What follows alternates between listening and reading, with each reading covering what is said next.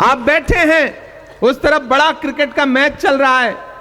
मैंने उमैर जी से कहा था कि ऐसी तारीख में आप कार्यक्रम क्यों रख रहे हैं जब वहां दुबई में भारत पाकिस्तान का क्रिकेट मैच होने जा रहा है और हमारी भारतीय टीम बुरी तरह से पाकिस्तान को रौंदने जा रही है।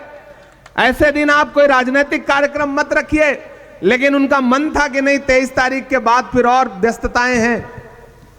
तो आज आपके बीच में हम सारे लोग हाजिर हुए हैं कि जख्म पर जख्म खा के निकले हैं हम, अगर मुस्कुरा के निकले हैं। जख्म पर जख्म खा के निकले हैं हम, अगर मुस्कुरा के निकले हैं। सर झुकाने का हुक्म जब आया, सर झुकाने का हुक्म जब आया, और भी सर उठा के निकले हैं, और भी सर उठा के निकले हैं। नारे हक लगा के निकले हैं कि हर सितम का जवाब आएगा। ये मैं बिहार के नौजवानों की तरफ से सरकार से कह रहा हूं, जिन्होंने रात में लाठियां बरसाई, कि हर सितम का जवाब आएगा, देखना इंकलाब आएगा। और अगली जो 2 लाइनें हैं ना, यहां पंडाल में मौजूद एक एक हाथ हवा में उठना चाहिए, जाना चाहिए पटना तक आपकी तालियों का शोर, कि देखना इंकलाब आएगा, हर सितम का जवाब आएगा। अच्छे दिन का किए थे जो वादा, उनका दिन भी खराब आएगा, उनका दिन भी खराब आएगा। कि झूठ के हाकिमों के चेहरे पर आईना हम दिखा के निकले हैं, नारे हक लगा के निकले हैं। एक बुनियादी अंतर समझिए सत्ता पे बैठे हुए लोगों का और हम विपक्ष में बैठे हुए लोगों का। आप नीतीश जी की, भाजपा की कोई भी रैली उठा के देख लीजिए, सम्राट चौधरी जी का मुंह इधर होगा, नीतीश जी का उधर होगा, अशोक जी का उधर होगा, कहीं से कोई गणित मिलता ही नहीं है। लेकिन एक अच्छी चीज यह है कि आप महागठबंधन के नेता जब भी मंच पे बैठे होंगे तो मुस्कुरा रहे होंगे। हम और अखिलेश भाई बैठे थे तो सुकून से बातचीत कर रहे हैं, बिहार की राजनीति पे हंस रहे हैं, खा पी रहे हैं, कोई तनाव नहीं है। उधर इतना तनाव है कि कब किसका मुलेठा खुल जाएगा, कब किसका गमछा उतर जाएगा, कब किसकी सरकार चली जाएगी, पता ही नहीं चल रहा है। इसलिए ये पंक्तियां पढ़ता हूं। एक दिया हम जला के निकले हैं, कि हम तो निकले हैं मुस्कुराते हुए, हम तो निकले हैं मुस्कुराते हुए, और वो तिल मिला के निकले हैं, नारे हक लगा के निकले हैं, नारे हक लगा के निकले हैं। जख्म पर जख्म खा के निकले हैं हम, अगर मुस्कुरा के निकले हैं। सर झुकाने का हुक्म जब आया, और भी सर उठा के निकले हैं, नारे हक लगा के निकले हैं। और जाते जाते अंतिम में ये पंक्तियां सुना के जाता हूं, नहीं सुना के जाऊंगा तो आप कहेंगे कि देखो सिर्फ भाषण सुना के चला गया। कि कहां सोया है चौकीदार,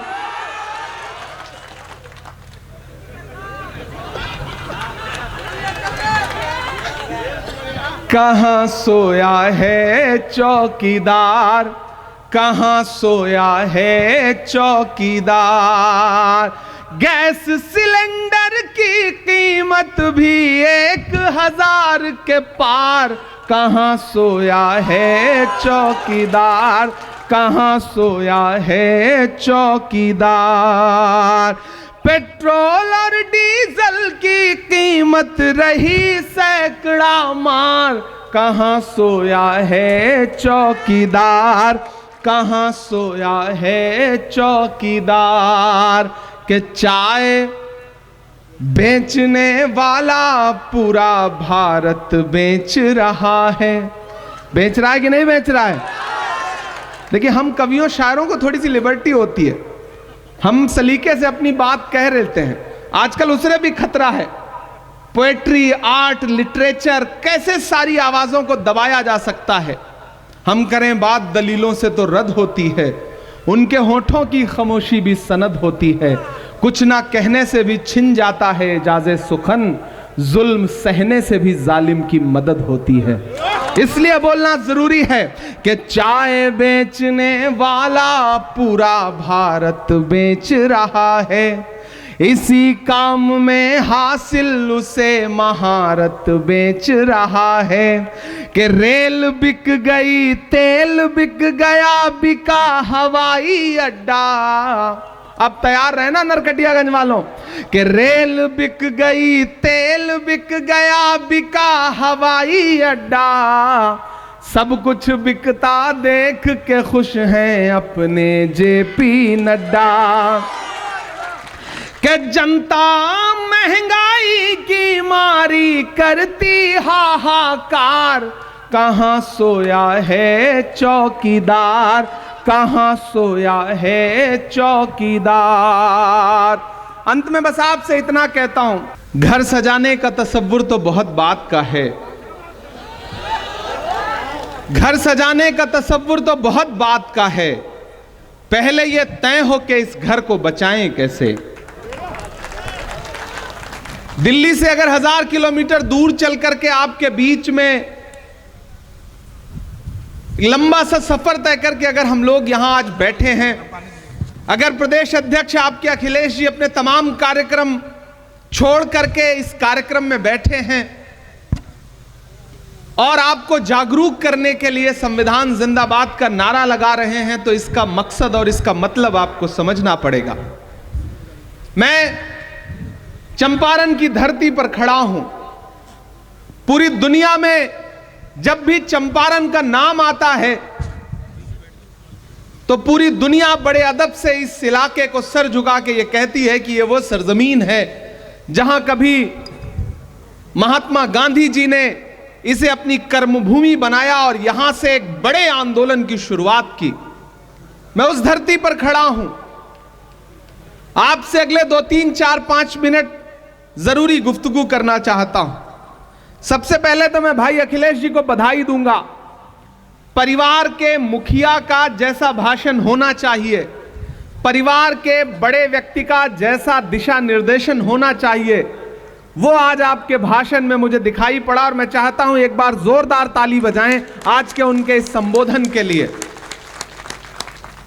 घर की दीवार में खुद तुमने किया है सुराख, अब कोई झांक रहा है तो शिकायत कैसी।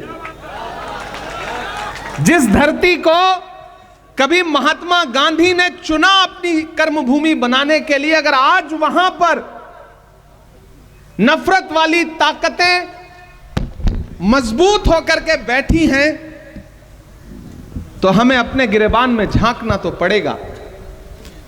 मुझे याद है, मैं पिछले विधानसभा चुनाव में यहां चुनाव प्रचार में आया था अध्यक्ष जी, मंच टूट गया था, यही वो ये शायद यही विधानसभा है, मुझे याद रह गया था। इसमें कोई दो राय नहीं कि जिस दिन हम एक यूनिट बनके, एक ताकत बनके लड़ें तो नफरत इतनी ताकतवर नहीं होती कि वो हमें हरा सके। लेकिन आपने कभी सोचा है कि मोहब्बत हमेशा हार जाती है, नफरत जीत क्यों रही है? क्योंकि नफरत कलेक्टिव होकर के, एकजुट होकर के कोशिश कर रही है, और मोहब्बत के जो अलंबरदार हैं, जो मोहब्बत के पैरोकार हैं, वो अपनी अपनी दुनिया में मुट्ठी भर लोगों को लेकर के मगन हैं, खुश हैं। उन्हें लगता है कि दुनिया हम ही से चल रही है, हम आगे नहीं आएंगे तो कोई आगे नहीं बढ़ सकता। और इस चक्कर में एक एक करके सब हारे हुए, थके हुए अपने घरों में बैठे हैं। मैं आज नरकटियागंज में खड़ा होकर के, पश्चिमी चंपारण में खड़ा होकर के, बेतिया में खड़ा होकर, बगहा में खड़ा होकर के आप सारे लोगों से यह कहना चाहता हूं कि अगर आपको यह लगता है कि आने वाले चुनाव या जो गुजरा चुनाव था वो सिर्फ सांसद और विधायक बनने बिगाड़ने का चुनाव है, तो आप बहुत छोटा सोच रहे हैं। खतरा बहुत बड़ा है। देश की सत्ता पर बैठे हुए लोगों का जो अंतिम सच है वो यही है कि वो डॉक्टर बाबा साहब अंबेडकर के संविधान से नफरत करते हैं। याद करिए लोकसभा चुनाव में भारतीय जनता पार्टी के बड़े नेताओं के बयान, चाहे वो अनंत हेगड़े हो, चाहे लल्लू सिंह हो, चाहे ज्योति मिर्धा हो, चाहे मेरठ ला करके मुंबई से चुनाव लड़ाए गए और मौजूदा सांसद अरुण गोविल हो, नारा क्या था? हमें बहुमत दो, हम संविधान बदलेंगे। हमने आपने अपने कानों से सुना है इस नारे को।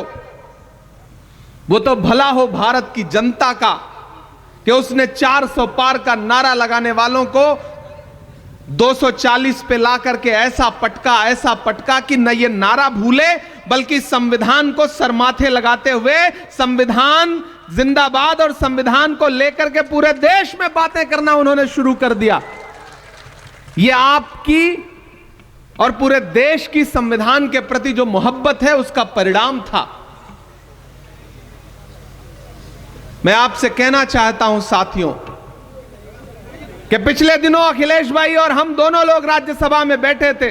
देश के गृह मंत्री भाषण कर रहे थे और भाषण करते करते उन्होंने एक बात कही कि आजकल एक फैशन हो गया है अंबेडकर अंबेडकर अंबेडकर अंबेडकर।